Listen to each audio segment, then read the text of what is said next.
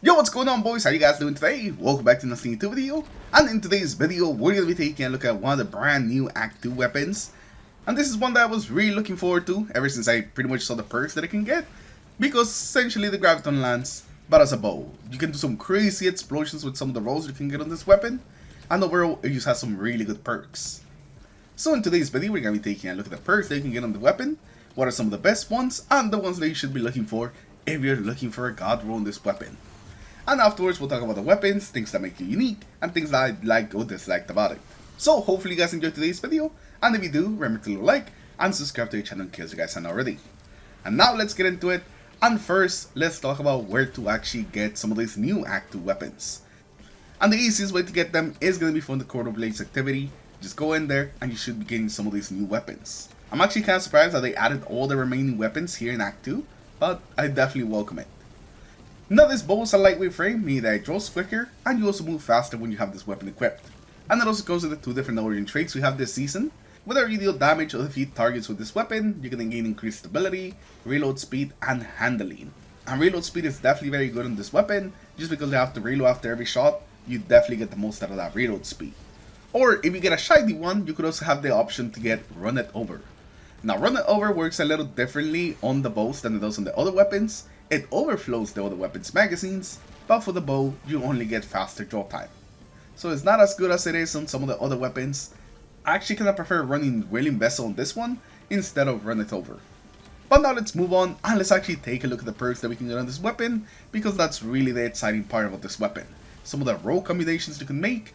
The rolls are actually very similar to something like the Joxers. So if you really like that new pulse rifle because of the rolls, you may actually really like this bow.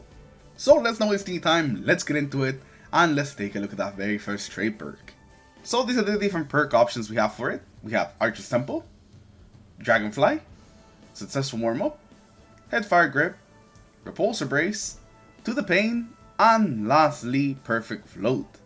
And I'm actually going to start with the one that I was looking forward to the most, which was Dragonfly. Whenever you get some precision kills with this weapon, you make an elemental explosion. This perk is already pretty good on bows. It gives them a bit more ant clear, and since they're always going for precision hits, this is something you can proc on this weapon a lot. But what makes it really special on this weapon is that it's not on the second perk column like it usually is. It's actually on the first, meaning that you can actually combine it with some of the other really good perks you have on the second column. So this is going to be a fantastic perk, and it's going to give you a lot more ant clear than you can usually do with the bow. Repulsor Brace is also going to be really good on this weapon. It's going to give us that overshield every time you defeat some void debuff targets. This season itself, with all the volatile rounds that are going around, it's also something that you're going to be able to proc very often, even if you don't have any void related perks. Repulsor Brace is just going to be a really good perk on this weapon, and it's going to pair perfectly with some of the other perks. And the last two perks are going to be Archer's Temple as well as Successful Warm-Up. Now both of these perks are kind of similar, they're both going to decrease your draw time, but they do it in different ways. For Archer's Temple, all it takes is a precision hit to continually decrease the draw time on your weapon. While for Successful Warm-Up, it will give you a higher decrease just out the gate, but it does require a kill. But both of them can be pretty good, and if you're trying to shoot your bow faster and get more shots out there, I think both of these are going to be a pretty good choice.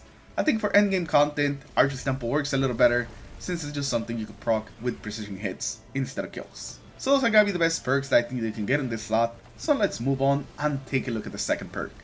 Now these are the options we have for the second perk: Destabilizing Rounds, Demoralize, Adagio, Impulse Amplifier, Sword Logic, Moving Target, and lastly Explosive Hit.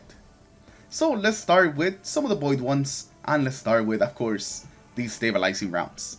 Now these Destabilizing Rounds with the big buffs that they got are going to be fantastic.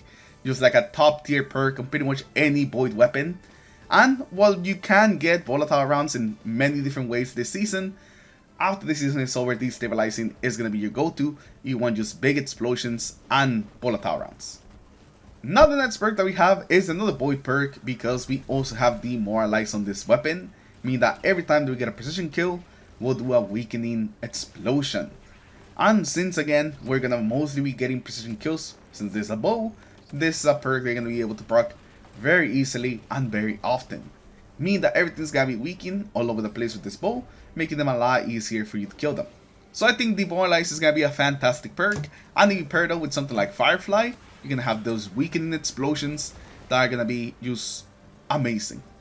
We also have Sword Logic on this weapon, meaning that whenever you get some final blows, you're going to get some increased damage, and the increased damage kind of depends on the type of enemy you kill. Sword Logic can be a pretty good damage buff. It won't be like amazing, but if you're looking for a damage buff, this is going to be your best bet for this weapon. And then the final perk that I want to talk about in this column right here has to be Explosive Head. Now Explosive Head is going to turn 50% of your damage that you would do with the bow into explosive damage, and overall in PvE you're going to get essentially a 15% damage increase. So the whole time you're going to have this 15% damage increase just built into the weapon. You're just going to straight up be doing more damage all the time. So Explosive Head is also a really solid choice, but we just have better choices when it comes to like some of the void perks we actually have on this weapon. And with that, let's actually move on and let's actually start talking about the god rolls and the rolls that I think that you guys should go for on this weapon. So let's start off these god rolls with the very first roll that caught my attention, and that is if you want to make this thing into the Graviton Lance, and that is Dragonfly plus Destabilizing, the double explosion roll. Every time that you get some kills, you're gonna get that Dragonfly explosion as well as the volatile explosion on top of it. So this one's gonna be really amazing, and no matter what season it is, even after this season, you're always gonna have the explosions with this roll. Another roll that's gonna be really similar and maybe even better for this season is Dragonfly plus Demoralize. This again gives you that Firefly explosion, and it also gives you that weakening burst from Demoralize. And because the Dragonfly explosion actually has a little bit of delay before it like pops, the weakening burst actually happens before the Firefly explosion, making that Firefly explosion feel even more powerful.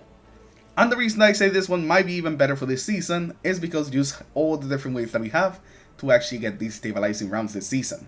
Meaning that you get to keep the Dragonfly explosions, you get to keep that weakening burst, and also still have your volatile explosions. So it essentially just adds a weaken to the rotation of this weapon. It is amazing, and if you get this roll, definitely do not scrap it. Give it a try. I think you're gonna love it. Then we have the classic roll, Repulsor Brace plus Destabilizing rounds. This one's always gonna be good. You get the extra ad clear from Destabilizing, as well as having that extra safety with Repulsor Brace.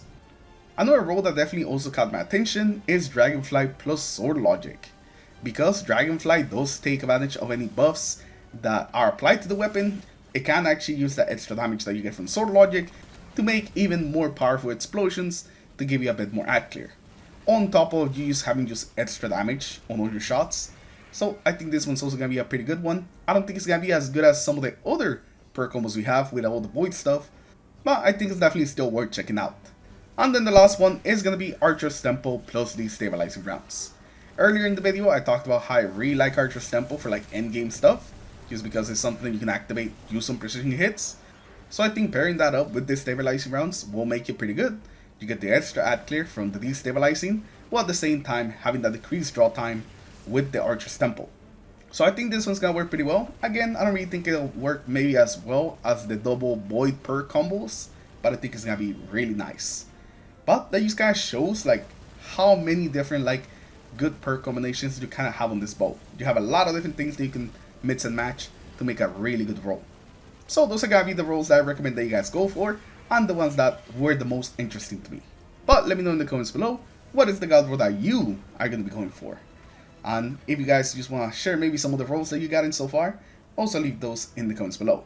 I'm actually kind of wondering if somebody already has a shiny at depth for some of these Act 2 weapons, because those seem pretty rare. But yeah, let me know exactly what you're looking for in the comments below. And now let me talk a little about this weapon. And the first thing that I want to tell you is that this weapon feels amazing. It being a lightweight frame, I think is definitely helping it. But my god, does this weapon just feel good to shoot. That is something that not every bow has. Some of them feel pretty slow.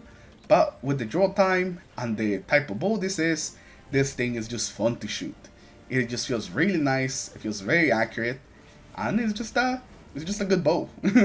And it's just fun. I think something that definitely helps it is also the sound that this weapon makes. Whenever you fire it, it is so satisfying.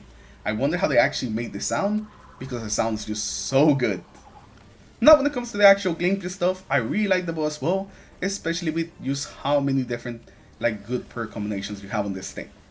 I think it specifically tackles what I think is the bow's main issue very well, which is the lack of ad clear. Because like a lot of legendary bows, I just feel like they kind of suck because you cannot deal with big groups of enemies like you can with some of the exotic bows. But this kind of fixes that by giving us just tons of ad clear perks or just things to kill more ads, meaning that this thing actually ends up feeling actually really good. And I definitely think that this is probably one of the best legendary bows that you can actually get right now. There's not too many of those, but this one may actually just be the best one. So I really like this weapon. I definitely recommend that you give it a try, and after you give it a try, I think you'll definitely want to go for a god roll. But with that, we're gonna wrap up today's video. Thank you for watching, thank you for stopping by, and subscribe to the channel in case you guys haven't again, just so you don't miss any of these videos. Good luck getting some good rolls on some of these Act 2 weapons, and I'll see you guys in the next one. Take care everyone, have a good rest of your day. Peace.